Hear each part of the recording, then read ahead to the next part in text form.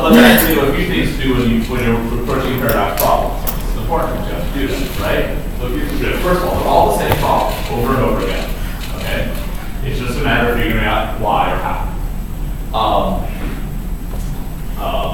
So which means the secret always has to do something to do with simultaneity. Usually that simultaneity has something to do with some kind of signal, right? And the secret is figuring out what the signal is.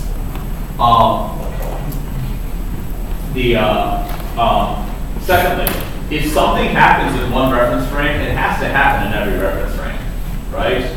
A lot of times we are making assumptions that make us assume that this can happen and this can happen, but a lot of times they can't, right? Because a lot of times they can happen because they happen in different locations, and there's going to be some kind of delay between one happening and the other happening due to the speed of light.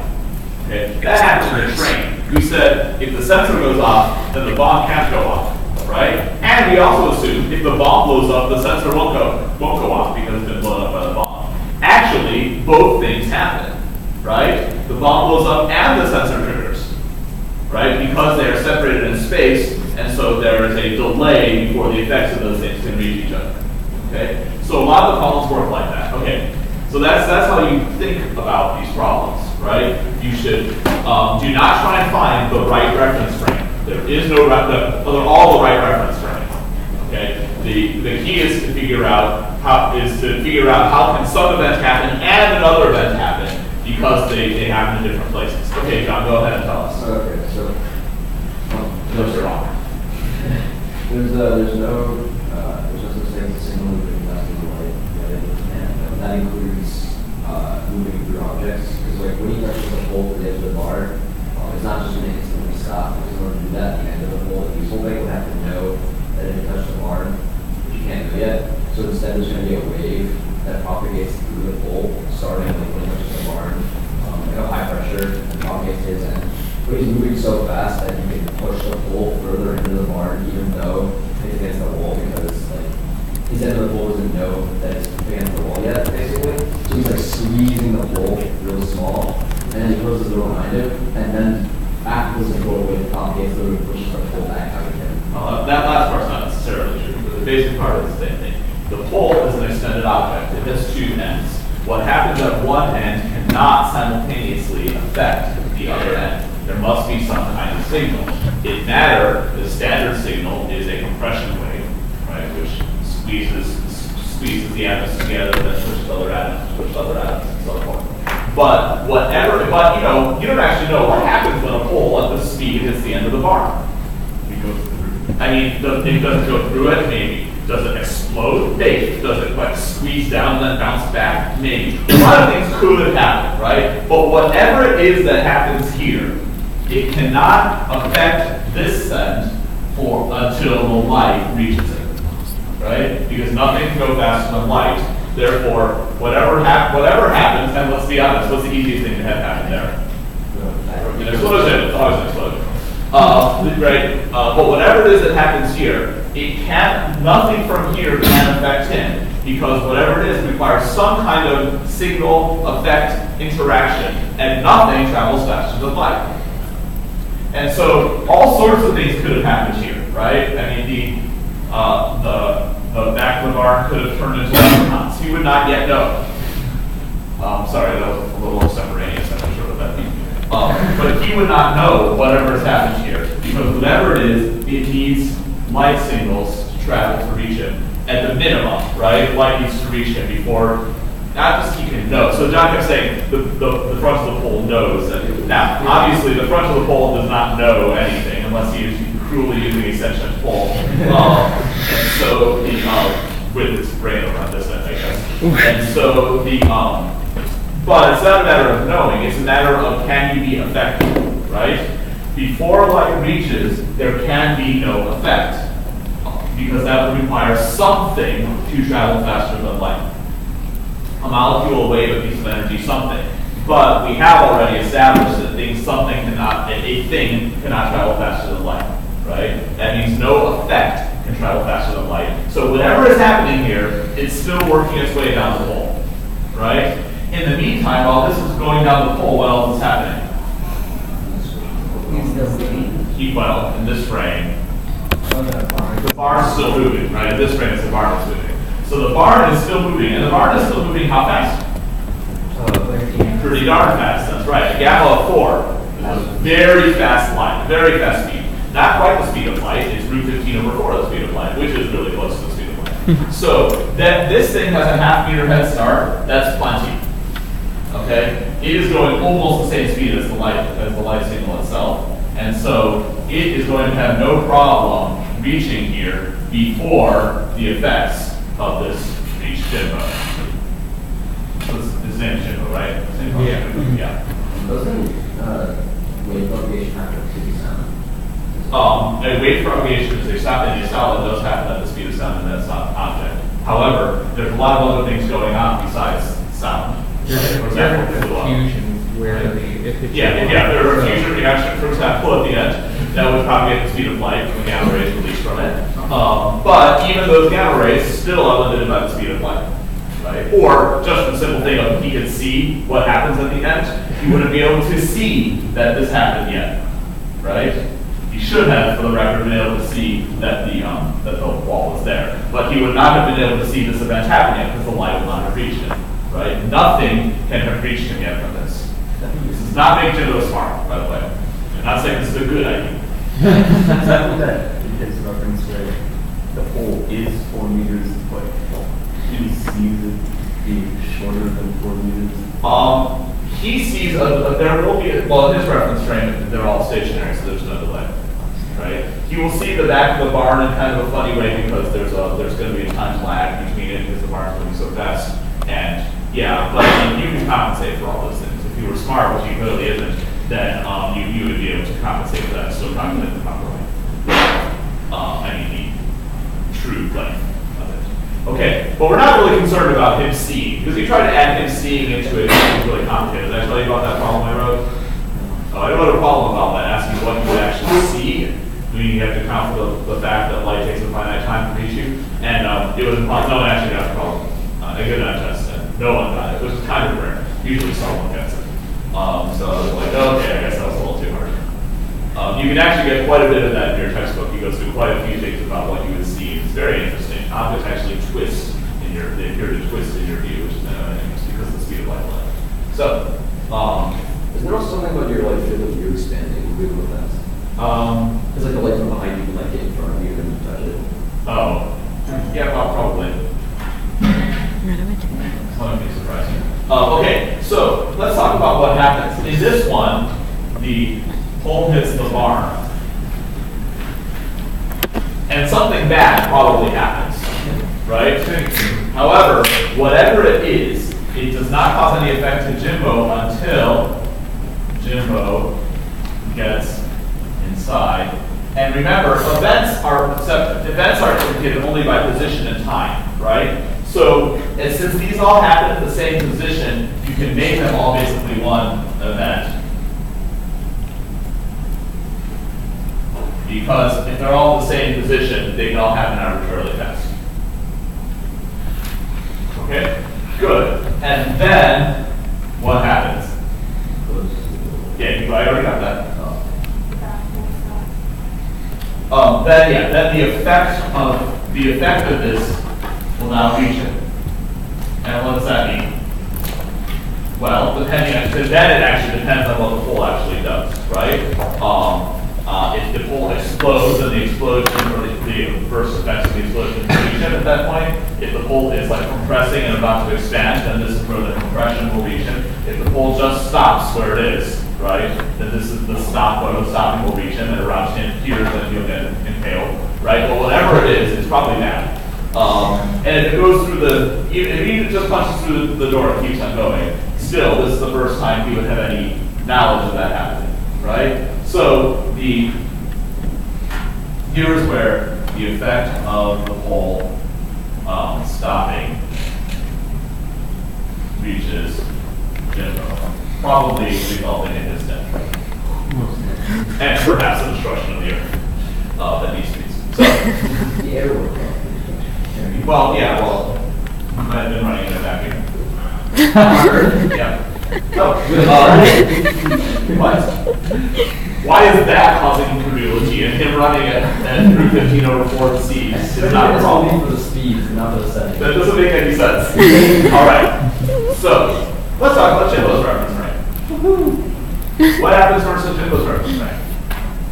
Well, I mean, sorry, we just did Jim. What happens versus the Earth's reference range? No, that's not what happens first year. What happens first year? He gets inside first with the full short. So the first thing that happens is Jimbo gets inside, etc. wait, does he close the door? He does. Those are all the same events. So he closes the door and stops. Hang on. That means the explosion doesn't. Wait, what? Ah, see, there's a second layer to this. No. Because Jimbo stops before the pole reaches the end. Or does he? He does. He does. Why? How? Go ahead. Good, right? When he stops, what does he actually do? He stops, let's just imagine he just stops. Okay? And he has to, but you have to stop the pole too. But the pole is an extended object. So if you stop this end of the pole, let's just imagine you can do that. But what has to happen at the other end? The other end cannot stop instantly. Your stoppage is pulling on the molecules and atoms, and let's just imagine their binding force is strong enough that they have to pull on each other, and that requires some kind of signal to come from your end to the other end, right?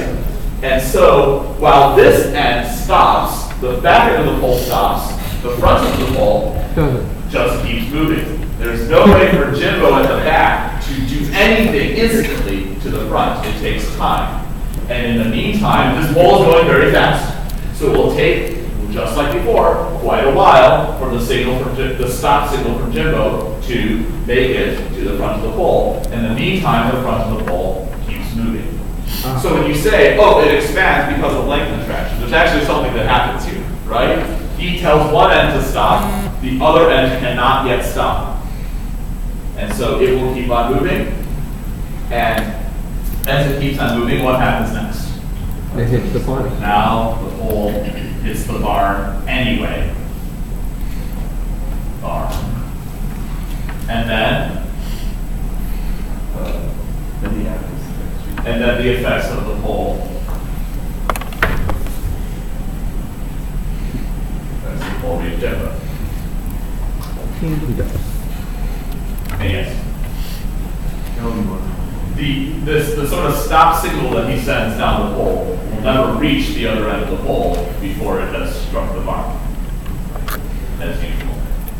And as usual, it ends with fiery death. You realize you could have inverted the train problem and the train would have survived? Like it would have been the exact same problem, but it would have been blown up if you just put the bomb, the sensor in places. So whoever invented that problem wanted the train to blow up. Just making sure everyone's aware of it. Like they had a choice in that problem, and they chose the one that has the train blowing up. And that's the classic problem. It's always raised that way. So wait, should we like infer something about particle physicists and blowing things up? Yes. Smashing That's what they do for a living.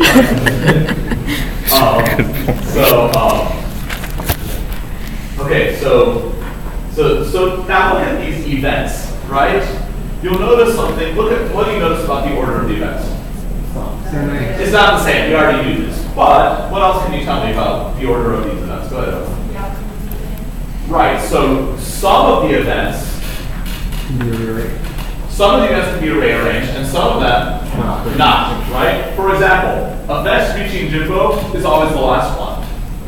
Right. That could not be rearranged with one of those. That would be problematic. Don't you agree? If the effects reach Jimbo before he gets inside, or before the pole hits the bar, especially before the pole hits the bar, that really seems weird. Right? Yes, Mike? Well, you said certain events are established, we can't change those, like death. That's correct. And like birth. So you have that timeline there, but we changed the first thing on our events. So is yes. that first thing not, be able to change, or do we have to label another first thing? No. It's not about the first thing. So what it is that some events can change order, some events cannot. And wouldn't it be nice to know how you can tell the difference? Yes. Yes. hold that thought for just a moment. Let's talk about, no, we'll get an answer it, but first let's talk about 4 vectors. What can you tell me about 4 vectors and inner products? The inner product of any 4 vectors is invariant. What was a particular inner product that we use a lot? The inner product of the energy momentum 4 vectors, which results in mass, and shows that mass is an invariant property. Okay, and then someone I think asked in one of the classes, oh, that was for the energy momentum 4 vector. What about time? What about the space-time 4 vector? Does that do anything interesting? And the answer is sure. So let's take our space-time 4 vector. To make sure the units are, because we're working with now space and time units, we have to be a little bit careful of our units. So I'm going to write it out like this, with the c in there explicitly, just so we can make sure the units work. If c times t is here, now these are all the same units. So c times t is a distance. Okay? So this is now a space-time 4 vector with everything in the same units, which is what it's supposed to be. Okay, let's take, if this is a, what is a squared? Oh, before I do this, let me point out, these kinds of positions are not absolute, right? They are really differences in coordinates, because it's the difference between the event in question and the origin, which you also have to choose, right? So you always have, when you remember this Lorentz transformation, so there's always 2 events. You make one of them the origin, then the other one, so these are all sort of intervals, right? It's a change of position between the origin and this point, a change of time between the origin and this point, right? Okay, so intrinsically, there's no universal origin as far as we know, maybe the beginning of time, I suppose. But as far as we don't have a universal origin, right? This is just a difference between two chosen events. Okay, both in space and in time. Okay, so now say what a squared is. Go ahead. Well, c squared t squared minus x squared minus y squared times z squared. Okay? And this quantity is called s squared.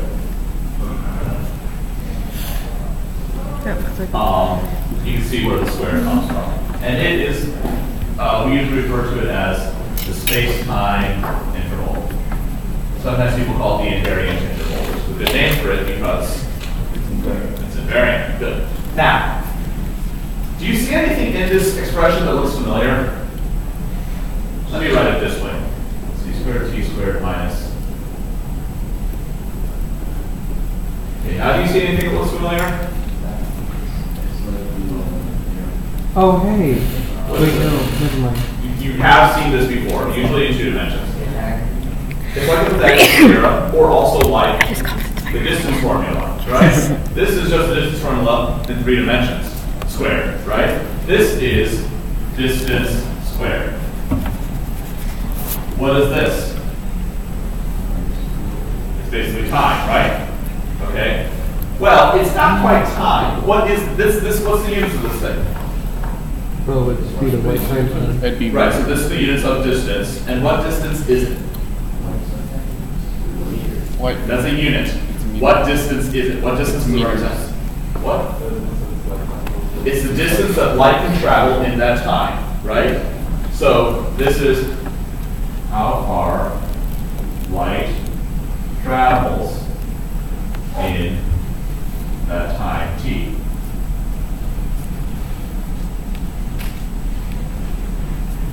Okay? Now, this thing is the relativistic version of the Pythagorean, or not Pythagorean theorem, of the distance formula. Okay? In relativity, time and space cannot be separated from each other. And so distances, as you know, change all the time. What we have found is something that's kind of distance-like. Okay? It looks, if you think about it, it's like just like the distance formula, except for, well, one thing that makes a difference from distance to distance is 10. That's normal. There's a minus sign. That's cool. The one thing that's different is that there's a minus sign. Okay? But aside from that, it's exactly the same. Yeah. Square. Yes, yes. All that square. Okay? So it's just like the Pythagorean theorem, basically, except that there's a minus sign on it. That minus sign corresponds to the fact that space and time are different. In fact, as far as we can tell, that's the only difference between space and time, mathematically, is that there's a minus sign. As far as we know, that's the only thing that distinguishes them, which is funny because they seem a lot more different than that. But anyway, yeah, I think it's universe. So looking at this, what do you notice about S squared? It can be something. This is S squared, right? What do you notice about it? That's a little unusual for something called squared. It could be negative, right? And look at it. Right? It's pretty easy. If this is bigger than that, it's negative, right? Okay. Well, this turns out to be very useful because this is an invariant interval. If you calculate it in any reference frame that holds for all reference frames, that means it makes a statement that is sort of, without being too grandiose, is sort of universally true, right? So the things that can be gotten out of this is a distance that is a real, sort of a fixed distance between two events. Distance, like a sort of distance-like thing between two events that is fixed. It doesn't change in different reference frame, right? Variant. Okay, so it doesn't tell us a physical distance, as you know those change, but it does tell us something that won't change. So let's look at what that means. Let's start by looking at the case s squared is greater than 0. If s squared is greater than 0, then which component is bigger? The c squared t squared component is bigger than the distance squared component, right? Meaning that what does that mean? Can never be true mathematically. It tells you restriction on these variables. Well, I mean that's sorry, that's this way. I'm going a little different. This is just mathematically. If this thing comes out positive, what must be true about the variables? T is, well, yeah. There's something that T cannot be. T cannot be 0, right? Okay, this is important. If s squared equals 0, then that means T is not equal to 0. But wait, if T is not equal to 0, T is not an invariant quantity, right? Just the combination. So T is not an invariant quantity. That means T cannot equal 0 in any reference frame. Right? If T ever equals 0, then that would fail, right? So T must never be equal to 0 in any reference frame. Okay? Then what does that mean? If the T, which is the interval of time between two events, is never equal to 0, that means the two events are at different times in every reference frame, meaning they're never simultaneous. So therefore, the two events are, it's always two events, right? One's the origin. Two events are never simultaneous. And if they're never simultaneous, right, then what else is true about those events? Let's say that T is positive, okay? Let's say that T is positive. If T is not 0 in any reference frame, what can you tell me about T in all the reference frames? It's got to be positive in every reference frame because it can never cross 0, right? So if T is positive in every reference frame, what does that tell you about the order of events? It's what? Yeah. The order of events cannot change then, right? Because if T is positive, that means one happens after the other, right? If T is positive in every reference frame, that means one is always after the other. The same one's always after because they never cross it at T equals 0, right? Therefore, events occur in the same order in all reference frames. You already know that become true, so therefore what? That's what can't be doing. What did you say? We already know this isn't true of S squared in all reference frames. If S squared is greater than 0, it is. Yeah. So S squared can't be greater than 0. Well, yes, it can, because some events, because for these two events, right, S squared is not between two given events. If S squared is greater than 0, then that means those events will stay in the same order in all reference frames. Right? Yeah. So, for example, what pair of events would have an S squared greater than 0 in this example? Matt? The pole hitting the barn and the effect of the pole reaching Jimbo. Good. The pole hitting the barn and the effect of the pole reaching Jimbo are in the same order in all reference frames. It's true that other things intervene, but the effect always happens after the pole hits the barn, right? That's an example of S squared greater than 0 between those two events. The name of this, we refer to this as a time-like interval. Okay, the interval between the two events is time-like. And we call it time-like because the time component there's always a time component. Right? There's always time between them. This also allows you to have, because of that, events like pole hitting the barn and the effects reaching Jimbo always happen in the same order. If they happen in the same order of reference frame, that allows one event to affect or to cause the other event. So time-like interval means there may be, doesn't have to be, there may be causal relationship. You guys know the word causal? Yeah. It means one can cause the other, causal relationship. I always thought that word was casual. It's not casual, it's causal. Make sure not to read your notes wrong. Oh yeah, casual relationship. I have some friends who are in a casual relationship. Right. But they're not big on commitment, right? So, okay, so that's S squared greater than 0. If you have two events where you calculate, calculating the S squared between two events is not very hard, right? You measure the time between them and the distance between them in any reference frame, and you can calculate it. Okay. Let's now talk about the opposite. So, what if S squared is less than 0? This one will probably be a little bit easier. First of all, what do you guess it's called? Space-like. Yep, this is called a space-like interval.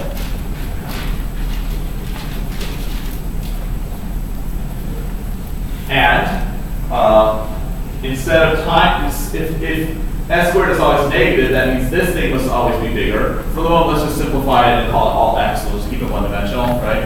So what can you tell me about X? Yeah, X cannot be 0 in any reference frame. So X is not 0 in any reference frame. That means the two events are never in the same place in any reference frame. Ooh, two events are not in the same place in any reference frame. What does that mean?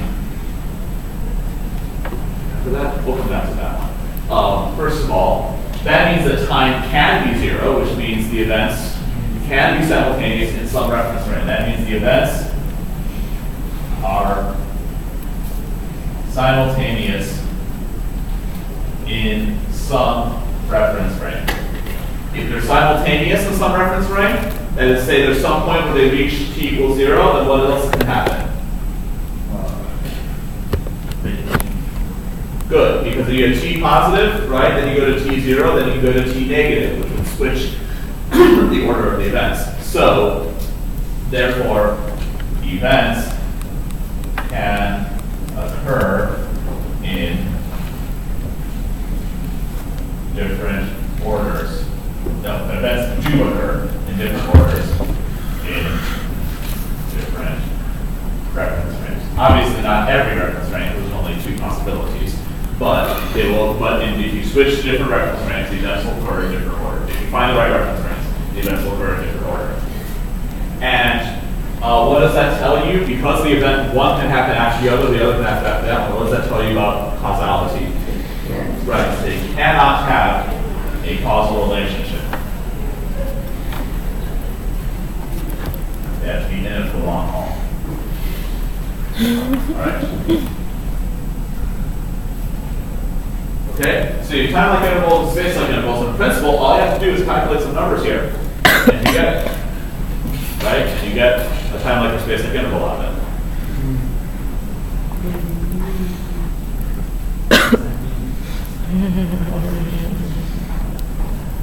Does that mean causation is a product of math? I don't think anything is a product of math. Math is a creation of people. The universe is not. Right? So math is our description of the universe. If the universe first conforms to math, it's because math is based on the universe. Yes? Don't you need the time limit calculator? Yes. So like, why everything's calculated, so you know that time is complete. You know that time in one reference frame, but you don't know how it is in all reference frames. These are general statements about all reference frames because S squared is an invariant quantity. So that's what makes it useful. You don't have to think, oh, is it possible in some reference frame? You just write down the numbers and see what you get. Russell? Okay. What if S squared equals 0? Oh boy.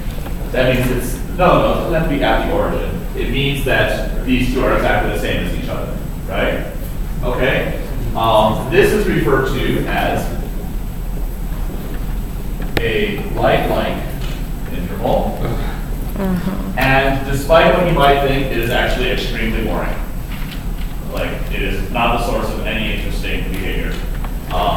What does it mean? It means t does not equal 0, or and x does not equal 0.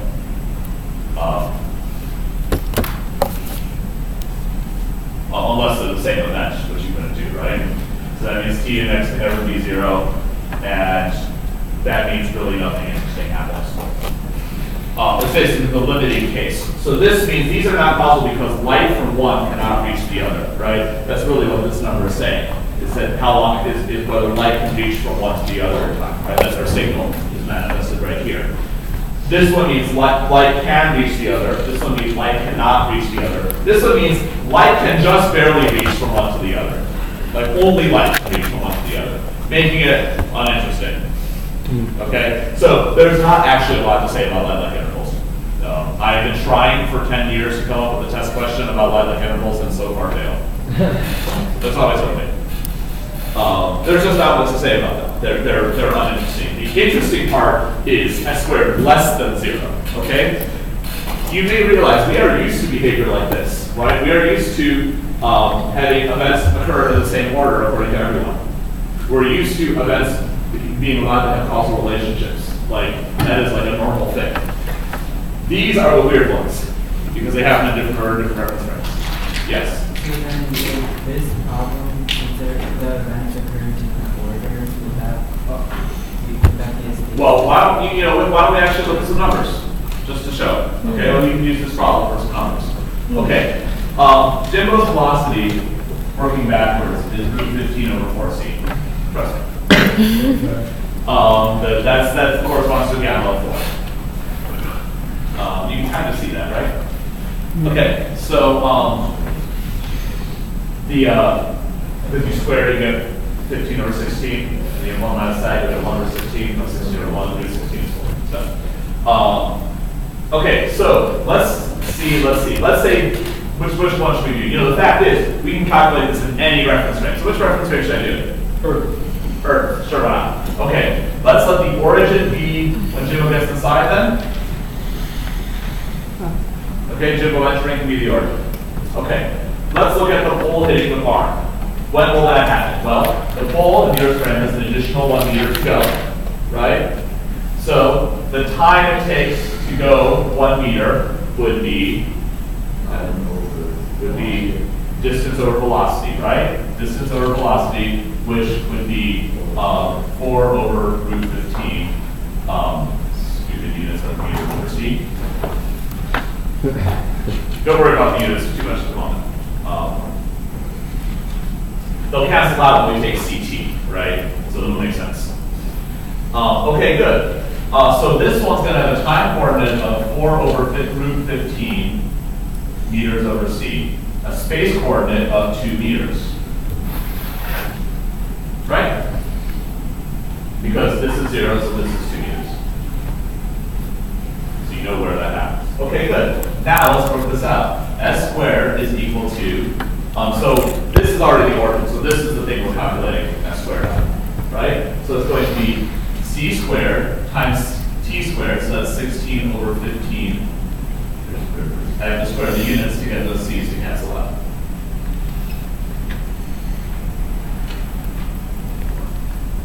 Did you understand me?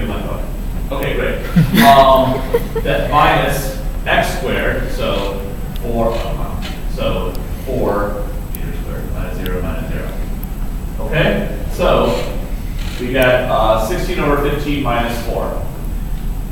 You can calculate the answer, it's not that hard. But the important thing is, what can you tell me about this interval? It's Okay, space guys, we're on our map here. It's space. Which one is it?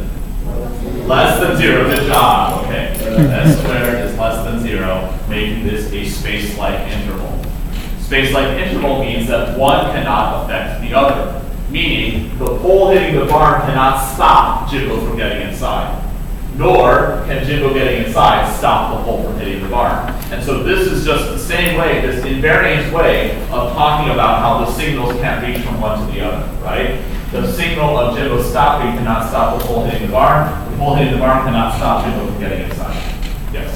What event contains the simultaneity? What reference frame contains the simultaneity of both events? A completely different reference frame that you could calculate, but it would not be any particularly useful reference frame. So that reference frame exists. We know that. I'm just wondering what the events of the occurrence would happen. Oh, they would happen at the same time. If you get it and you're moving at just the right rate, then the length contractions will be just right. Basically, it'll be the one in which the pole and the barn are the same length, right? You contract them in both the exact same ways, and then it'll happen simultaneously at that reference frame. Okay. And you can kind of imagine that, and still they can't stop each other because it'll take time for the light to hit each other. Okay, let's pick two other events. What about the event of the effects reaching Jimbo? Okay. It's actually compared to, okay, sure, we can do that. So if that one has a time of this, right? We can do the same thing by doing 4 over root 15. Let's see. That's how long. That's the old time coordinate. Plus, how long does it take to propagate back? Well, it's got 2 meters to go, and it's going speed of light. So it would be 2 meters over c. That would be the time coordinate of when it actually hits Jimbo. If Jimbo getting inside is 0, then that's how long it will take to reach it, right? Then the x coordinate is going to be 0, right? Yeah. Because it happens back here, which is where it's equals 0. Okay. Now, let's do s squared on this. This one will be an easy one. You don't actually have to bother calculating. It will be a mess to calculate. But what can you tell me about s squared?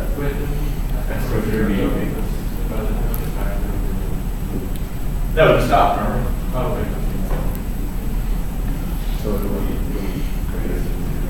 Good. No matter what, if the x's are zeros and the time is not, this will clearly be greater than 0. And what does that mean? The time-like interval, which means what about the events? They're always in the same order. So that means that Jimbo getting inside must always happen before the effects reach Jimbo in all reference frames. Now, let me be clear about this. This is a interesting, clever, mathematically abstract and deep way of thinking about the relationships between events in space-time. It is not actually very helpful in solving the paradox equations, the paradox problems. Okay? Usually the paradox problems, in my experience, are much easier to solve by just thinking about signals extrapolating the different reference frames and figuring out which one has the error in it. So I don't actually think that this is the best way to solve paradox problems. But I do think it is a helpful way to, it's helpful for thinking about it because it makes you realize that a lot of the smaller issues we were talking about have are like manifestations of a general truth that has to do with the invariant interval s squared. Timothy? Well, don't you need to do the numbers because it's like certain lengths or things? You could do this to prove something being true, right? I just don't think it's usually not helpful for actually figuring out the trick of the paradox. Okay? But if you do this, certainly, right, you can do this, doing it otherwise, like remember the bomb problem I told you that doing that calculation to show that the light never reaches in the front is a complicated one? It is. It's quite messy. But if you use this invariant interval, then all you have to do is show that s squared is greater than 0, and you're done. Right? Because if s squared is greater than 0, that means that those events are in the same order in all reference frames. And therefore there's nothing else to talk about. So it does allow you to establish or prove things mathematically. But like I said, to actually solve the paradox problem, I recommend not trying to do it this way. Because I don't know, I've seen people do it on tests, it doesn't usually work. I think for thinking about these problems, dealing with signals going back and forth the way we've been doing it has been helpful. This sort of just shows you there's an underlying mathematical framework that explains all of this. And because it's got this mathematical framework, it basically guarantees that it always works out. Okay?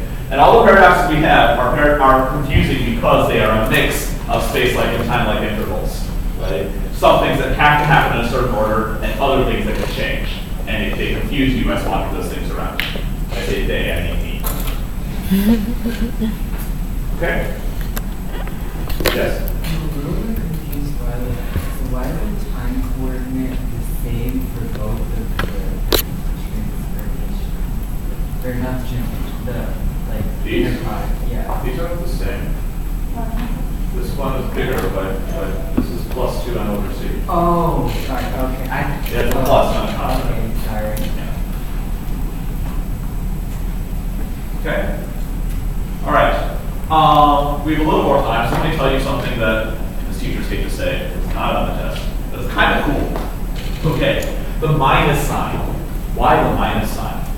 Why not a plus sign? Then it would be just like the Pythagorean theorem, right? Well, this is why. If you take this expression, right, x squared equals this, right? Just imagine, just keep it just an x, right? So imagine we're making a plot of x and t. This is how the theorists always draw. The experimentals flip that today, right? Theorists control this stuff. Because this is an experiment. But you guys remember your conics? Okay, what is this an equation of? Assume s squared is a constant, it's invariant, right? So s squared is an invariant. What is this the equation of? Good, it's a hyperbola. X squared minus y squared equals constant is an equation for a hyperbola. You remember that? Yeah. Okay, good. So this makes a hyperbola. What's a hyperbola look like? Okay, we'll do it this way. Wonderful. And what is characteristic? Actually, I should put CT. What is characteristic of a hyperbola? There's asymptotes that go where? Diagonally on the line y equals x. If you haven't learned these, you'll survive. Don't worry about it too much, but it's really cool. Okay? And so, what are these asymptotes? They lie in the line what? The speed of light. They lie in the line x over t equals c. They're the same velocity equals c. These asymptotes are the speed of light. And what does that tell you about other behavior of things? They can't go to the speed of light because there's an asymptotic approach to the speed of light, which is a hyperbolic behavior, right? The behavior of hyperbolas. So that's why the minus sign has to be there. That's where everything comes from, is the fact that there's a minus sign there. If you put a plus sign there, it would be an elliptical behavior, which is just really uninteresting. Also, time and space would be the same, and don't even ask what that means. But there would be a lot of plus signs everywhere.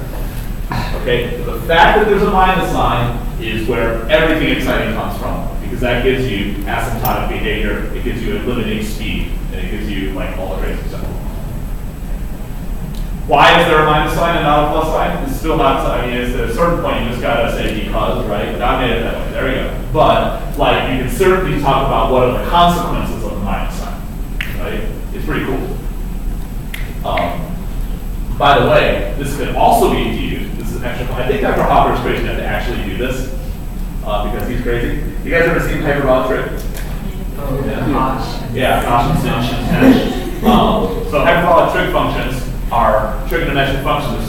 Instead of working on the unit circle, you work on the unit hyperbola. And instead of sine squared plus cosine squared equals 1, you get sine squared minus cosine squared equals 1. Or sinh squared minus cosh squared equals 1. So anyway, there's these extra things called hyperbolic functions. This actually follows, in this case, hyperbolic trig functions are actually the sensible way to talk about relativity. And there's this weird kind of hyperbolic angle called rapidity that's like kind of an angle, but kind of not. And I mean, it's not like a measurable angle. It's like an angle between the space and the time. So it's like not really something you can measure with a protractor. But it's an angle that everything else all the other things come from taking hyperbolic sines or hyperbolic cosines of that angle. Again, gamma is the hyperbolic cosine of this angle. Kind of cool. I think it's really cool. All right, let me tell you something else about the time table. Tell me, you know that t can never equal 0. You know that s squared is invariant, right? So look, s squared is the invariant. T, x, y, z, those can all change, right? S squared cannot change, right? Okay, given that, when is t a maximum?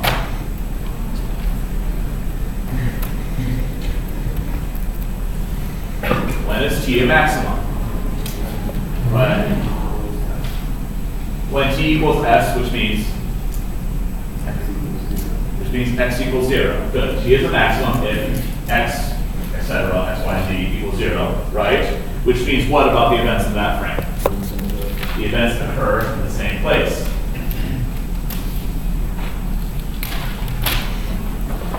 Occur in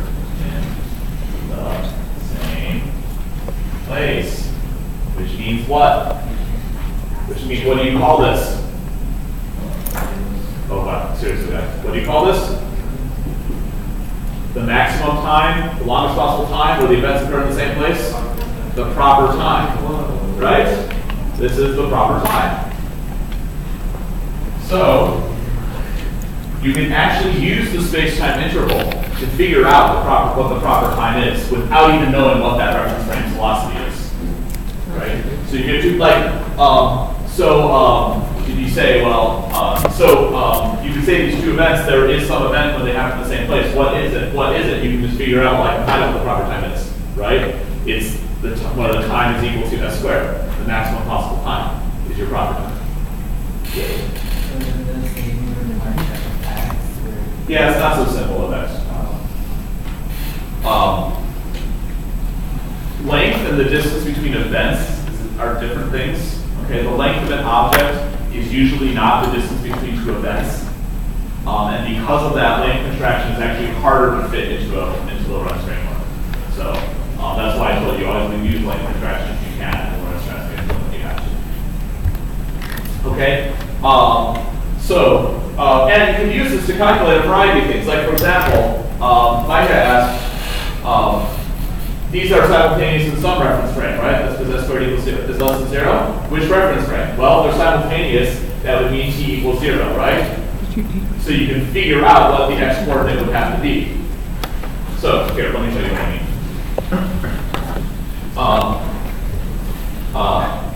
So s squared is less than 0 means they're simultaneous at some point. So they're simultaneous if t is equal to 0, right? Which means that if t equals 0, that means s squared is equal to x squared, right? Since s squared I've already worked out is 15 times 4 is 60, so 60 minus 60 is negative 44, right? So negative 44 to 50. So, right? Then I can say that, there should be a minus sign there because it's not times, right? So x would be 4450. So x would have it will be simultaneous when the x coordinate is root 44 over 15. So this is the distance that they'll be apart when they're simultaneous. And from there, it's actually quite easy to figure out what the velocity is. Well, it's kind of easy. You can figure out the velocity by using Lorentz transformations. You know what the x coordinate needs to be, so you can use Lorentz transformation to figure out what the velocity of that frame would be. So you can do some neat stuff with this. Like I said, in this class, because we're still at a pretty basic level, it therefore does not come out very helpful. It's not actually very helpful yet, okay? But you can kind of see how it will be helpful, right? It has a kind of simplifying effect, just like the e squared minus b squared equals f squared had a simplifying effect. But at the end, it's not actually that helpful for the kind of stuff we're doing in this class. All right. Because I have 5 minutes left, the next class takes a little bit longer, so I may as well, let me give you a little bit of intro for the next class. Next class is on everything else. Because the whole time, we've been doing something that bothered Einstein. And that is, we've been only talking about a very restricted set of reference frames that we call inertial reference frames. You guys remember that? What does inertial reference frame mean? No acceleration, constant velocity. We've been talking about non-accelerating reference frames the whole time. Please don't. So this bothered Einstein, and here's why. You can actually write transformation equations for acceleration. Okay? You just take the derivative of velocity, it works on. You get these things kind of messy, but they're there. Okay? So you can figure out how acceleration. So if I see an accelerating object from one reference frame, I can transform the acceleration to another. Wait a minute. In every inertial frame, the laws of physics apply. What about non-inertial reference frames that are accelerating? Right. So now we have to ask the questions, what about the non-inertial reference frames? Right? Well, in those reference frames, things are more complicated. I already mentioned to you before that in non-inertial reference frames, you have those fictitious forces. You remember those? Yeah. Okay. So, in a sense then, that means that if you allow yourself to go to an accelerating reference frame, Newton's laws do not apply. Because there are these extra forces, right? Okay? In some sense, Newton's laws do not apply, not in their simple form. Newton's laws are sort of what define inertial reference frames. Okay, what bothered Einstein though is this. If I see a reference frame, if I see an object moving at constant velocity, I switch to another reference frame, then that reference frame also sees that object moving at constant velocity, right? Which means if I see the acceleration equal to 0, the other person sees acceleration equals 0, which would mean that velocity is relative, but in the case of acceleration equals 0, but let's say non-acceleration is absolute. Because every reference frame would agree on an object not accelerating. And Einstein did not like that. So he's like, I'm pretty sure that's not true.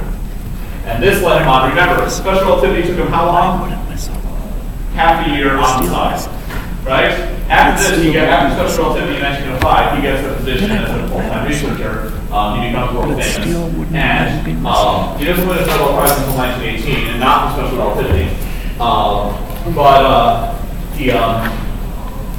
He starts working on trying to solve this problem. What about acceleration? What about the other reference frames? So from this we get what is called, and I'll just leave you with this, the general theory of relativity. It takes him 10 years to work out this. For special relativity took him half a year. That's a lot of years. And let me tell you, it'll take very long time. This is the new general relativity, ready?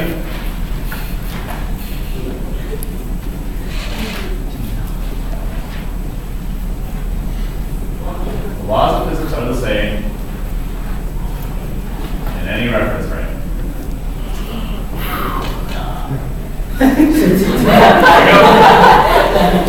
10 years of work, right? No, that was obviously not the hard part. We'll talk about some of the hard part next time. Thank you very much. I will post homework on 10 intervals. Oh.